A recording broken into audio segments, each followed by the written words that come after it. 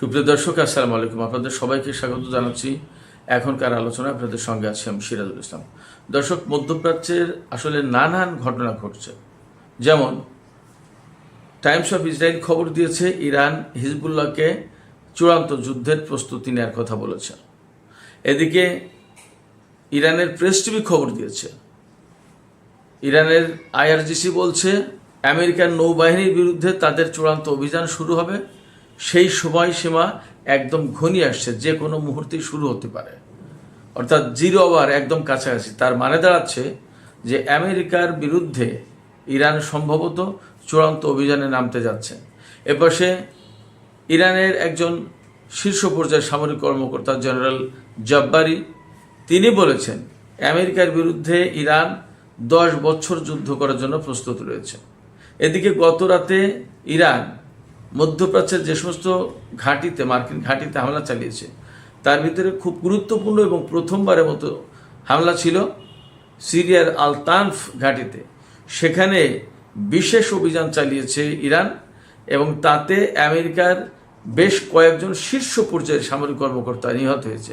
এই অভিযানের কথা কিন্তু অস্বীকার করছে আমেরিকা। আসলে কি ঘটছে? এপাশে ইয়েমেনের হুতি যোদ্ধারা বলেছে পাকিস্তান যদি সৌদি আরবের পক্ষে যুদ্ধে যোগ দেয় তাহলে তারা পাকিস্তানি জাহাজেও হামলা চালাবে।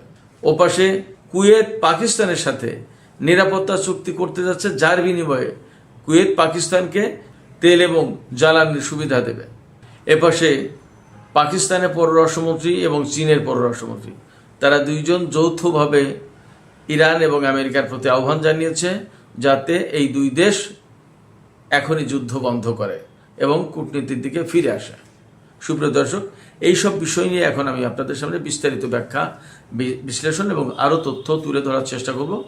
আশা করি আপনারা সবাই শেষ পর্যন্ত সঙ্গে থাকবেন। আর ভিডিও ভালো লাগলে লাইক, কমেন্ট, শেয়ার করবেন এবং চ্যানেলটি সাবস্ক্রাইব করে সাথে থাকবেন। দর্শক, চলুন বিস্তারিত আলোচনা করি। সর্বপ্রথমে যে আলোচনাটা করছিলাম সেটি হচ্ছে যে টাইমস অফ ইসরায়েল, ইসরায়েলের ইংরেজি ভাষার একটি গুরুত্বপূর্ণ পত্রিকা, এই পত্রিকা খবর দিচ্ছে ইরান নাকি হিজবুল্লাহ কমান্ডারদেরকে বলেছে যে ইসরায়েলের বিরুদ্ধে বা আমেরিকার বিরুদ্ধে, অর্থাৎ যৌথ যে যুদ্ধ চলছে তার বিরুদ্ধে চূড়ান্ত যুদ্ধের প্রস্তুতি গ্রহণ করতে নির্দেশ দিয়েছে বা আহ্বান জানিয়েছে। এই খবরে বলা হচ্ছে যে চলমান যে যুদ্ধ ফেব্রুয়ারির 28 তারিখ থেকে শুরু হয়েছিল, সেই ব্যাপারে ইরান বা প্রতিরোধ অক্ষ যেটা, অর্থাৎ মধ্যপ্রাচ্যে ইরান সমর্থিত বা ইরানের সমর্থনে যে সমস্ত প্রতিরোধকামী সংগঠন লড়াই করে বা একাত্মতা পোষণ করে, তারা সবাই এতদিন ধৈর্য ধরেছে। এই ধৈর্য ধরার আসলে সময় শেষ হয়ে এসেছে এবং এখন চূড়ান্ত যুদ্ধের প্রস্তুতি নিতে হবে। যে কোনো মুহূর্তে যে কোনো পরিস্থিতি তৈরি হতে পারে, সেই ব্যাপারে যাতে প্রস্তুত থাকে হিজবুল্লাহ, বিশেষ করে যাতে চূড়ান্ত যুদ্ধে তারা সময় মতো এবং যথেষ্ট সক্ষমতার সাথে যোগ দিতে পারে। এখানে আমার একটা বিশেষ পর্যবেক্ষণ আছে, সেটা হচ্ছে যে এই খবর দিচ্ছে Times of Israel. Times of Israel নিশ্চয়ই ইসরায়েলের স্বার্থ রক্ষা করবে, এটা স্বাভাবিক। এবং লেবাননের একটি পত্রিকার বরাত দিয়ে টাইমস অফ ইসরায়েল এই খবর দিয়েছে। বাস্তবতা হচ্ছে যে লেবানন এবং ইসরায়েলের মধ্যে একটা যুদ্ধবিরতি চুক্তি হওয়ার পরে ইদানিং সামগ্রিকভাবে দেখা যাচ্ছে যে একটু দুই পক্ষই যুদ্ধের ব্যাপারটা অনেকটা স্তীমিত করেছে। তবে এটা ঠিক যে নেতানিয়াহু কিন্তু এই অক্টোবর মাসে যে নির্বাচন, সেই নির্বাচনে খুবই খারাপ অবস্থায় তার দল বা নেতানিয়াহু ক্ষমতায় আসতে পারবে কিনা এবার সন্দেহ আছে। এবং তাকে সম্ভবত এই যুদ্ধ থেকে শুরু করে অনেক কিছুর জন্যই মূল্য দিতে হবে। এবং ইসরায়েলের ভেতরে যে হারেদি গ্রুপটা আছে, একটা রক্ষণশীল একটা গ্রুপ ইহুদিদের, যারা এই ধর্মকর্ম চর্চা করে, কোনো সামরিক বাহিনীতে কাজ টাজ করে না, এটা নিয়ে ব্যাপক বিতর্ক আছে। এই হারেদিদের যাতে সামরিক বাহিনীতে যোগ দেওয়ার ব্যাপারে বাধ্যবাধকতা সৃষ্টি করা যায়, সেই জন্য একটা আইন পাশ করা হয়েছে। কিন্তু সেই আইন নেতানিয়াহু কার্যকর হতে দিচ্ছে না এবং তার বিরোধিতা করছে, যাতে এই হারেদিদের ভোটটা, অর্থাৎ এই যে উগ্র গোড়াবাদী যে গোষ্ঠী হারেদি, তাদের ভোটটা যাতে পাওয়া যায়, কিন্তু সেটাও সম্ভবত আর পাবে না। ভেতরে ভেতরে নেতানিয়াহুর বিরুদ্ধে অনেক শক্তিশালী একটা জোট বা একটা ক্যাম্পেইন তৈরি হয়েছে, যাতে নেতানিয়াহুর আর ক্ষমতা আসার সম্ভাবনা অনেক বেশি কমে গেছে। তো এই প্রেক্ষাপটে হিজবুল্লাহর সাথে যদি তারা যুদ্ধটা চালিয়ে যেতে পারে বা আবার শুরু করতে পারে, তাহলে এই যুদ্ধের দোহাই দিয়ে ইসরায়েলিদের কাছ থেকে ভোট নেওয়ার সুযোগ হয়তো পাবে। আপনারা সবাই মনে হয় কম বেশি জানেন যে বিশ্বের বহু দেশে বহু জায়গায় নির্বাচনী বৈতরণী পার হওয়ার জন্য এই রকমের যুদ্ধ সংঘাত লাগানো হয়, এমনকি ভেতরে আত্মঘাতী হামলা, স্যাবোটাজ পর্যন্ত চালানো হয় ক্ষমতায় আসার জন্য। এমন অনেক ঘটনা পৃথিবীর অনেক দেশে অনেক অঞ্চলে হয়েছে। সেক্ষেত্রে এই যে টাইমস অফ ইসরায়েলের খবর যে ইরান নাকি হিজবুল্লাহকে যুদ্ধের জন্য, চূড়ান্ত যুদ্ধের জন্য প্রস্তুতি নিতে বলেছে, সেটা এরকমের নেতানিয়াহুর পক্ষে প্রচারণামূলক হতে পারে, যাতে হিজবুল্লাহর বিরুদ্ধে সত্যি সত্যি যুদ্ধ শুরু করা যায়। আবার এর বিপরীতটাও হতে পারে যে অ্যাকচুয়ালি ইরান একটা চূড়ান্ত সংঘাতের দিকে যেতে চাইছে, এবং এ ব্যাপারে হয়তো চূড়ান্ত প্রস্তুতি নিচ্ছে ইরানও, হিজবুল্লাহকেও বলেছে। দুটোই হতে পারে, কোনটা এখনই বলা যাচ্ছে না। তবে আমি বলি যে ইসরায়েলের বিরুদ্ধে, আমেরিকার বিরুদ্ধে যে ইরান এবং হিজবুল্লাহ বা আঞ্চলিক ফোর্স যারা আছে, তারা যে লড়াই করবে এটা অবধারিত। আজ হোক কাল হোক এটা হবেই। আমি সবসময় বলে আসছি এটা অবধারিত, না হওয়ার কোনো কারণই নেই। এছাড়া আমেরিকার যে বিশ্ব পরিমণ্ডলে যে প্রভাব প্রতিপত্তি ছিল, সেই প্রভাব প্রতিপত্তি তো একেবারে শেষ হয়ে গেছে ইরানের সাথে যুদ্ধ করতে এসে।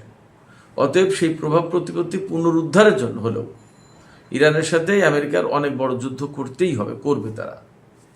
আবার ইরানও এখানে ছেড়ে দেবে না। এবং এইরকম একটা চেতনা থেকে, এইরকম একটা অবস্থান থেকেই মনে হয় আইআরজিসির পক্ষ থেকে ঘোষণা দেওয়া হয়েছে, এবং এই ঘোষণা ইরানের প্রেস টিভিতে এসেছে। অতএব এইটা আর জল্পনা কল্পনা সামাজিক মাধ্যমের কোনো ব্যাপার না। আইআরজিসির ঘোষণা ইরানের প্রেস টিভিতে আসা মানে রাষ্ট্রীয় সংবাদ মাধ্যমে চলে এসেছে। তাতে ঘোষণা করা হয়েছে আমেরিকার নৌবাহিনীর বিরুদ্ধে ইরানের সামরিক বাহিনী, বিশেষ করে আইআরজিসি, চূড়ান্ত যুদ্ধের প্রস্তুতি নিচ্ছে, এবং আমেরিকান নৌবাহিনীর বিরুদ্ধে ইরানের এই চূড়ান্ত অভিযান শুরু হওয়ার যে জিরো আওয়ারটা, অর্থাৎ শেষ মুহূর্তটা, তার খুব কাছাকাছি নাকি ইরান চলে এসেছে। তার যদি খুব কাছাকাছি চলে আসে, তাহলে মোটামুটি ধরে নিয়ে যায় যে আসলেই চূড়ান্ত যুদ্ধ শুরু হতে যাচ্ছে। আপনারা খেয়াল করেছেন গত 28শে ফেব্রুয়ারি থেকে যে ইরান আমেরিকা ইসরায়েল যুদ্ধ হচ্ছে, ইরান কিন্তু মার্কিন নৌবাহিনীর বিরুদ্ধে বড় অভিযান শুরু করেনি।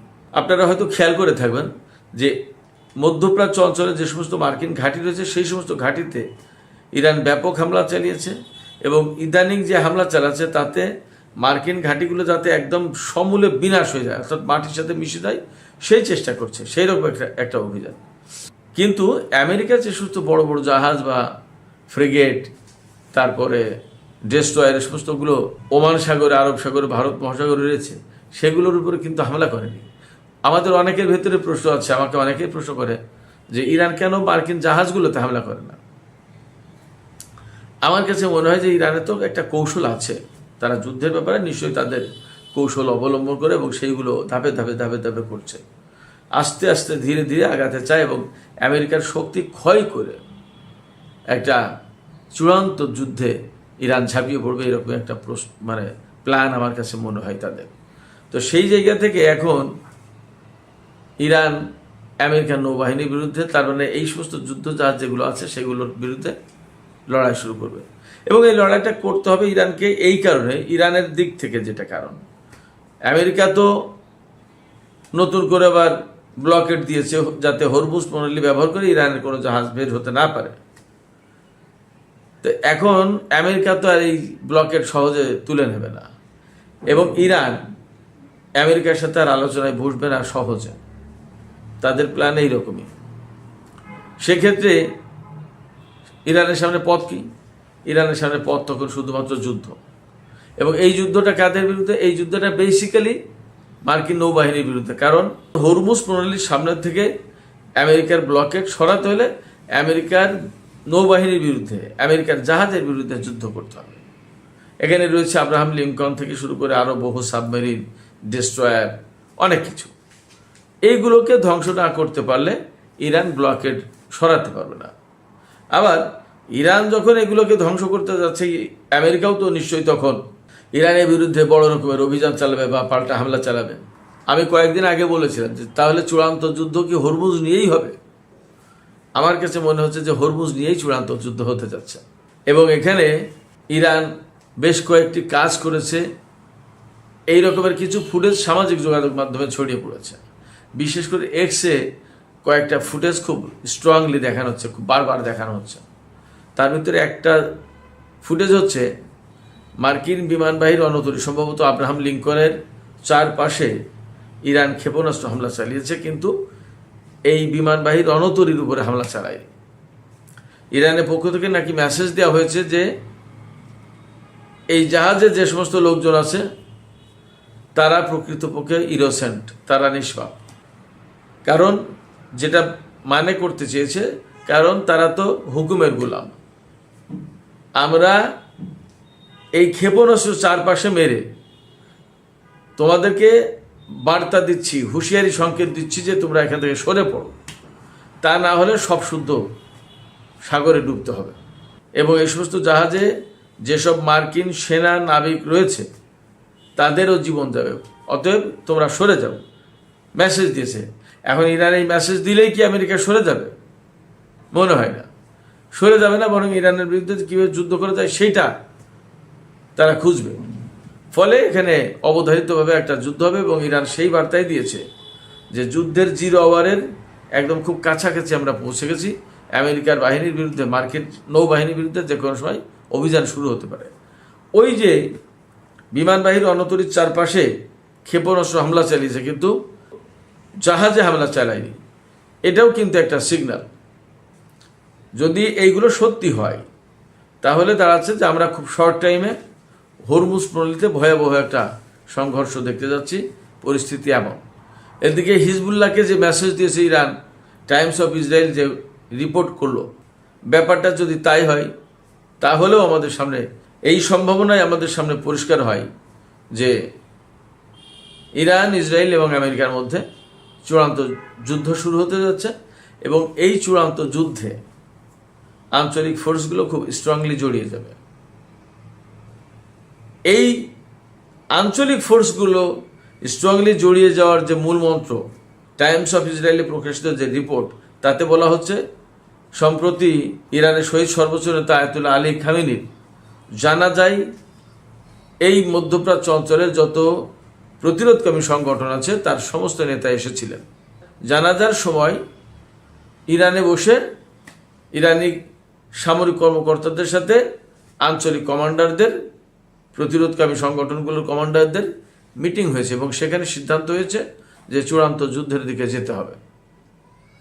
সেই দিকে হয়তো এগিয়ে যাচ্ছে। দেখা যাক কি অবস্থা দাঁড়ায়। এদিকে পাকিস্তান নিয়ে বেশ কিছু ঘটনা আছে। আমি আজকে দুপুরের একটা ভিডিওতে বলেছি যে পাকিস্তান কি জড়িয়ে যাচ্ছে যুদ্ধে। তার আগে 2 দিন আগে ওই প্রশ্ন তুলেছিলাম। ইয়েমেনের হুতি যোদ্ধারা এই প্রেক্ষাপটে একটা ঘোষণা দিয়েছে। তারা বলেছে যে পাকিস্তান যদি সৌদি আরবের পক্ষে যুদ্ধে জড়িয়ে যায় তাহলে পাকিস্তানের জাহাজকে লক্ষ্য করেও হামলা চালানো হবে। আবার এপাশে কুয়েত পাকিস্তানের সাথে নতুন করে নিরাপত্তা চুক্তি করতে যাচ্ছে, যার বিনিময়ে কুয়েত পাকিস্তানকে জ্বালানির নিরাপত্তা দেবে, মানে ব্যাপকভাবে জ্বালানি, তেল এবং গ্যাস যা যা আছে সেগুলো দেবে। পাকিস্তান ব্যাপকভাবে বেনিফিটেড হবে। কিন্তু এই জায়গায় যদি পাকিস্তান সৌদি আরবের পক্ষে বা কোনোভাবে যদি আঞ্চলিক কোনো দেশের বিরুদ্ধে যুদ্ধে জড়িয়ে যায় তাহলে পাকিস্তানের ভাবমর্যাদা ব্যাপকভাবে ক্ষতিগ্রস্ত হবে। তারা যে ডিপ্লোমেসি এতদিন পরিচালনা করল সেটা দারুণভাবে মার খেয়ে যাবে। সম্ভবত ইসরায়েল, ভারত বা পাকিস্তানের আরও যারা শত্রু দেশ আছে তারা এটাই চাইছে, পাকিস্তানকে এটা বুঝতে হবে।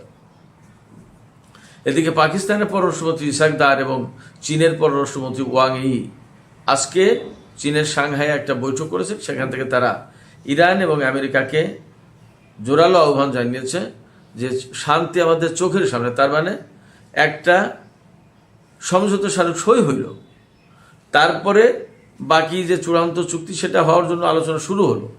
এরপরে সেই আলোচনা ভেঙে যাবে, সমঝোতা ভেঙে যাবে, আবার দুই পক্ষ ব্যাপকভাবে যুদ্ধে লিপ্ত হবে, ব্যাপক ক্ষয়ক্ষতি হবে এবং পুরো অঞ্চল থেকে শুরু করে পুরো বিশ্ব অর্থনৈতিক জিম্মি দশার মধ্যে পড়বে।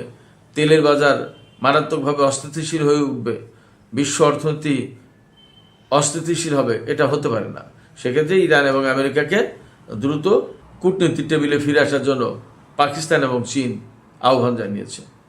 আমিও পাকিস্তান এবং চীনের পররাষ্ট্রমন্ত্রীদের সাথে কণ্ঠে কণ্ঠ মিলিয়ে বলব, শান্তির জন্যই শান্তির পথ বেছে নেওয়া উচিত এবং এখানে অবশ্যই পাকিস্তানকে এই কূটনৈতিক প্রচেষ্টা যাতে এগিয়ে নিয়ে যাওয়া যায় সেই চেষ্টা করতে হবে, চীনকে সাপোর্ট দিতে হবে। কিন্তু পাকিস্তান যেন কোনো মতেই কোনো দেশের পক্ষে যুদ্ধে জড়িয়ে না পড়ে, তাহলে মুসলিম উম্মাহ, মুসলিম বিশ্বের জন্য ভয়ঙ্কর এক বিপর্যয় ডেকে আনবে। সুপ্রিয় দর্শক, আলোচনার শেষ পর্যায়ে এসে একটা বিশেষ খবর আমি আবার আপনাদের সামনে তুলে ধরবো। সেটা হচ্ছে গত রাতে ইরানের সামরিক বাহিনী সিরিয়ার আল তানফ মার্কিন ঘাঁটিতে একটা বড় ধরনের অভিযান পরিচালনা করেছে।